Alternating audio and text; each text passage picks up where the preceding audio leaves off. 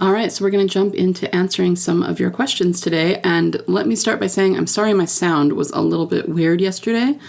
I didn't realize until after I'd finished recording that I had my microphone plugged in, but the system was using a different microphone as my recording device, so I was recording off something that was not very close to my mouth. But I fixed that for today, so the sound should be better. Okay, so let's look at what we got here. This one first. Carylers are convinced that Melissa was pushed out and all the stuff about her needing a break, not wanting to relocate, is lies. They have receipts, apparently. I love that receipts is in parentheses, quotation marks. And are all in agreement that that's what happened. They think all the straight white men in charge, including Norman, set out to tell a Daryl-centric story in season 1. If they're right, why would they need a Carol stand-in when they could have just had Carol? Fuck knows if any of that is true. LOL, was just wondering what your thoughts are on that theory and Isabel's place in it.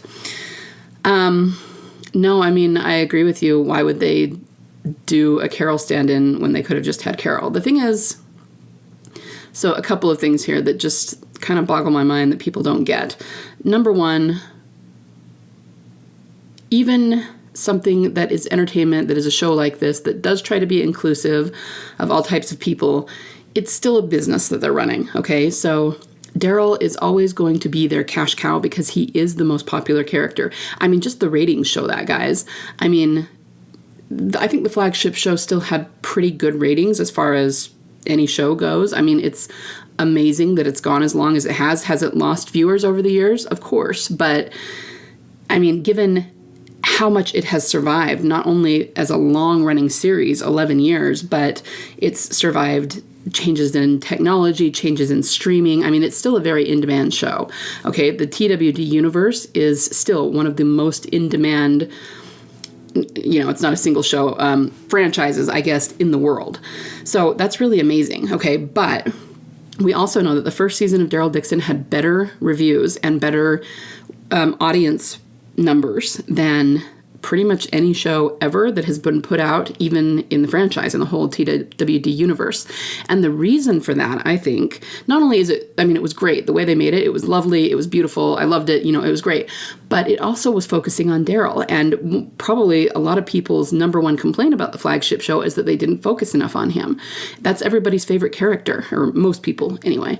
Not everybody's, but the majority. He's the biggest fan favorite. And they kept going off onto these other tangents with other characters, and it was because they wanted to pay homage to the comic books. They wanted to get through, All Out War and, then the Commonwealth and all of that, but everybody just wanted to see more Daryl because he's everyone's favorite character, right? So they're always going to put him front and center if he's making them the most money. Now, maybe that's not everybody's favorite thing to hear, but that is how you run a business. And that actually is them giving the fans what they want, because most of them want more Daryl. Okay, so certain ships definitely don't understand that. And it's not that Carol isn't a popular character. She is one of the most popular characters, and she is one of the most interesting characters. And that's why they haven't killed her off or anything, But she's not as popular as Daryl, and they need to wrap their heads around that, and I don't think they ever will, okay? So there's that. Then there's the fact that if Melissa really couldn't do season 1, then yes, by definition, they had to create a Daryl-centric story without her. That's just reality. That's just what they had to do. And you're right that if they wanted her to be there, or if they wanted some sort of Carol stand-in, they could have just used her by pushing the show back by a year or something, or saying, okay, well, unfortunately, we're not going to get the first season until 2024 because Melissa couldn't do it. You know what I mean? I think they wanted to move forward with the show, and so because she couldn't do it, they said, okay, well, we'll push that story back by one season, but we're still going to have a story that's a deep dive into Daryl in season 1, and that's what they did.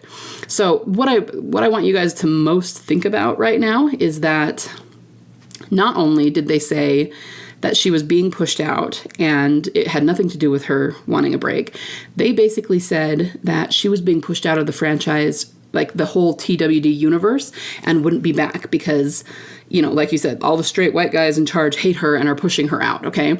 And we all said, no. They keep saying that she just needed a break. It became untenable for her. She needed to take a beat, and she will be back. She will be back up the road, okay? And the reason we said that is because that's what the showrunners were saying, and we believed them, okay? So they said that, we said that, and then look what's going on now. She's back, which means, once again, we were right and they were wrong. So I just want you to think about that with everything they say. Of course, they're still saying that, they were right, and the only reason that she's back now is because they threw a fit. And that just couldn't be further from the truth. I mean, Norman has more than once now gone on and said these people are just wrong in what they're saying. And the fact that Melissa is back now proves it. And I love your receipts in quotation marks, because that's kind of how I always put when they have a source. I put that in quotation marks too. They always say stuff like this, but they can never prove it, and they're almost always proven wrong. So those are my thoughts on that. I think there is a good chance Isabel could get killed off. I don't know. I don't really have an opinion one way or the other. I don't care if she does or doesn't. It wouldn't bother me. I did have someone send me something that was from, leaked spoilers from season 2 of Daryl Dixon filming. And all it said, it wasn't much of a spoiler for the show, but all it said was that Laurent was with Daryl and Carol. And at least for that particular scene, Isabel was not around. So everyone's going, oh, where's Isabel? Does she get killed? Do they leave her somewhere and take Laurent with them? We don't know. And it was just one scene. She may have not just been in that scene, but people are having theories about that.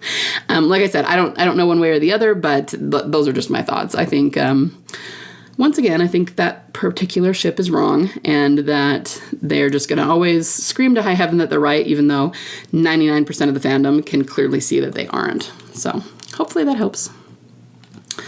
All right. This one made me laugh. What the F is that in the background of your friend's picture with Greg Nicotero? Is it a ghost or a face? It's like floating head. I didn't notice it at first, but then I did. So I didn't notice it either until I read this and had to go back and look. So I'm pretty sure it's a person who's walking behind them. Keep in mind that there's a lot of cosplay at these things. And I think, excuse me, when the picture was taken, we just got this person's almost like photobombing, but it's blurry. If you look down near the bottom, you can see their shoe. So it looks like they're walking behind. But yeah, I totally didn't notice that either until you pointed it out. So that's actually really funny. I appreciate the Doe Rose Q story. It makes me happy and hopeful. But I remember back in 2014, when Emily performed at Eddie's Attic in Georgia, Nicotero was there and told fans they were going to love Beth's story this season. And not everything is as it seems, blah, blah, blah. But did we love it? No, it was half-baked and sloppy. Fans and critics thought so too. Maybe he's just lying to get us to keep watching.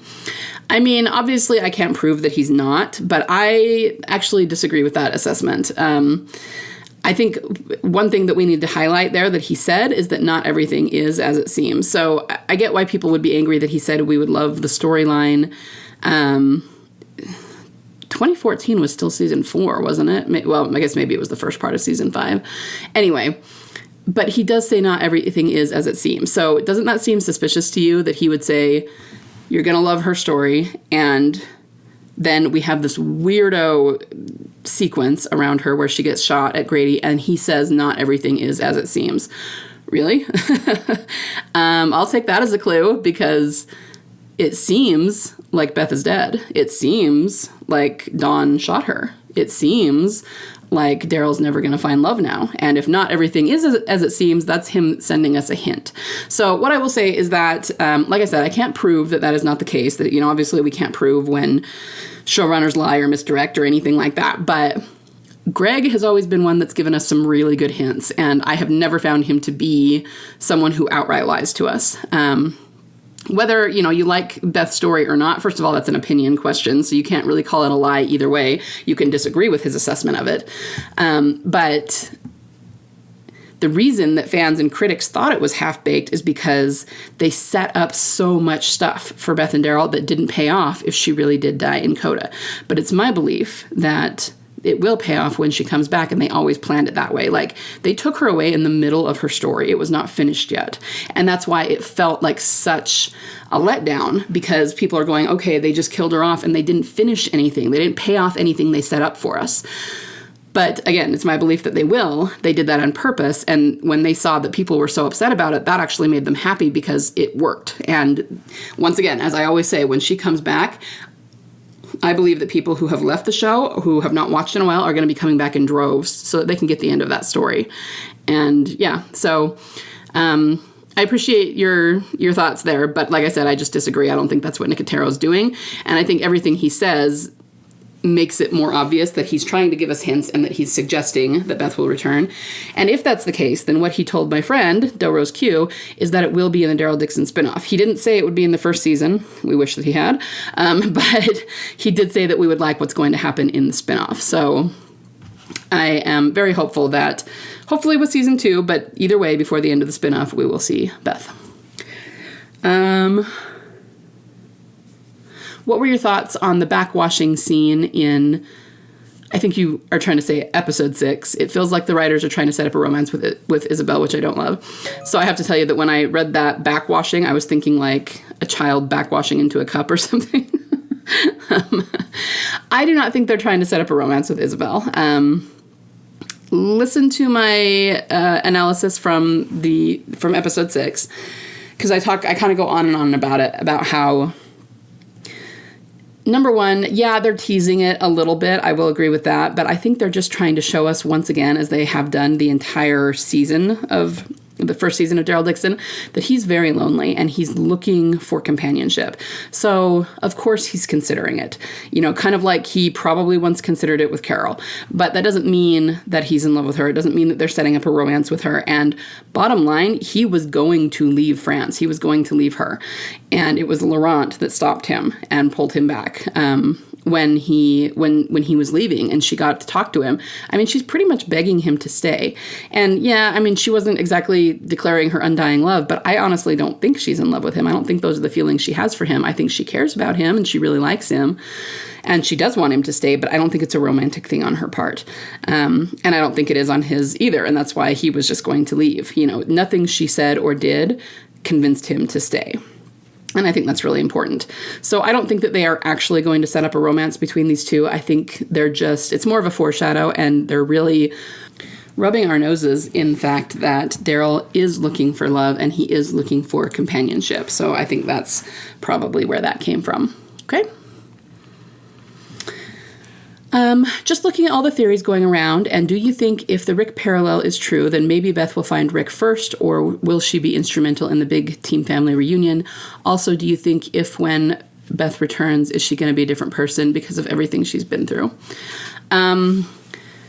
So for the first one, about her being instrumental, I honestly don't know. I'm kind of 50-50 on it.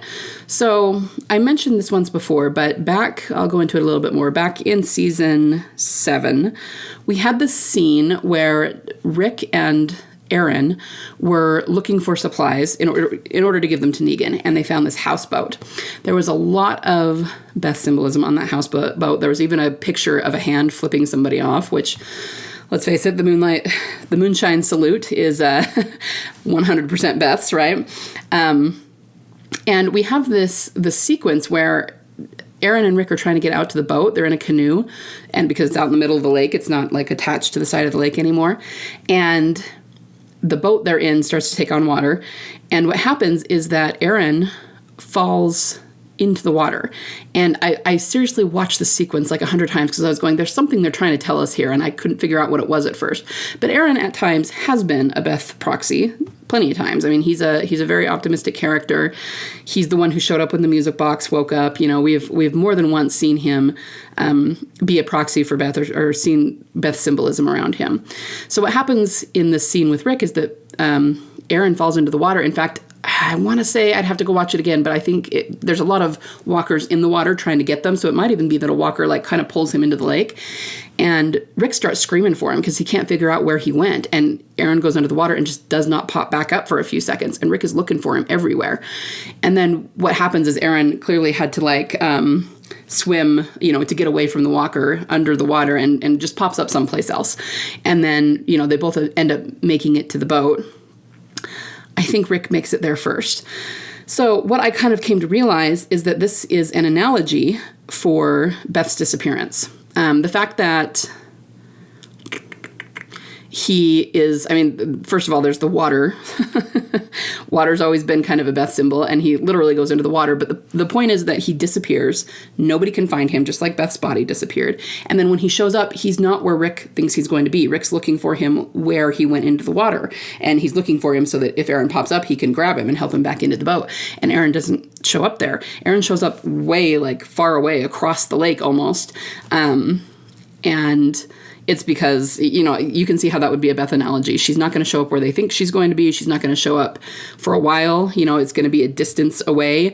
And by the time Aaron makes it to the boat, Rick is already there, which almost makes me think that maybe, and I might be wrong about that. Maybe Aaron makes it there first. I just can't remember right now which one makes it to the boat first. But I was thinking that it could signal that when Rick gets into the CRM, which we haven't seen, we know that he was taken in a helicopter by Jadis. And then we had that little clip in the very last episode of the flagship show, which showed him trying to escape. But we don't know what he found or what it looks like for him on the inside of the CRM right now.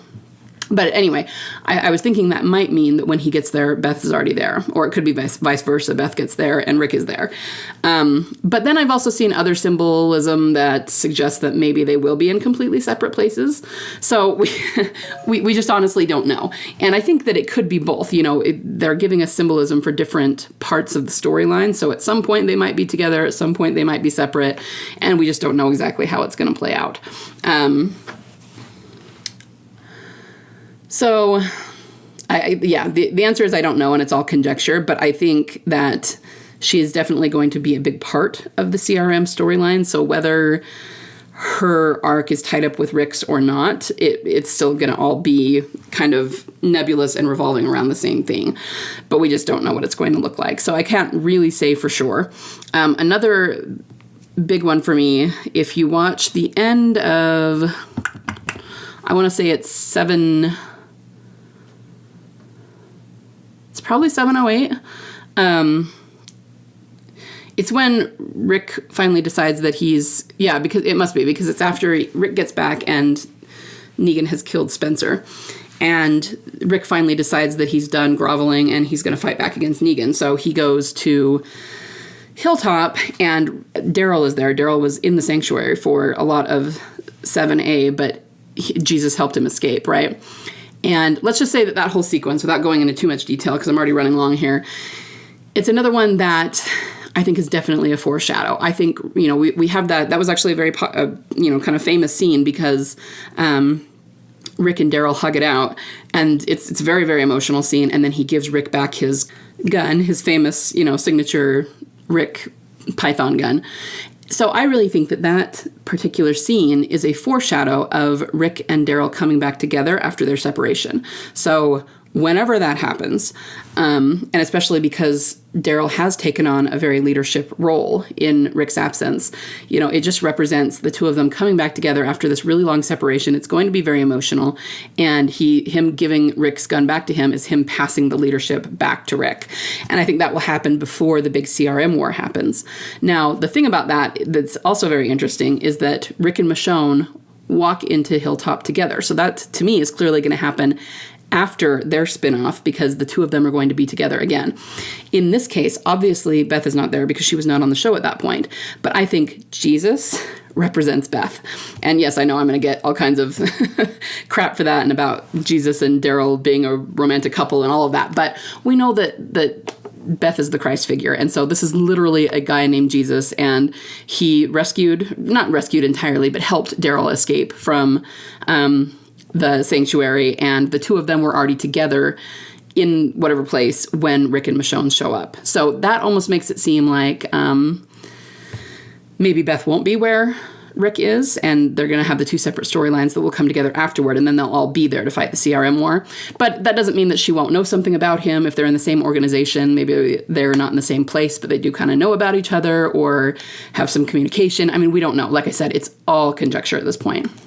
But I do think that she will be a big part of that storyline, and that's about all I can say with certainty. Also, do you think when Beth returns, she is going to be a different person because of everything she's been through? I mean, yeah, I think she will be. Not in a bad way necessarily, but Daryl's definitely not the same person he was when he lost her. I mean, everybody's changed a lot. Everybody's been through a lot. So I think the answer to that is yes, but I think she still, at her core, like Daryl, will be the person we always knew and loved and will recognize. So, all right, I'm going to cut it off there because I rambled for a long time on that one. All right, I'll be back with more tomorrow. Bye.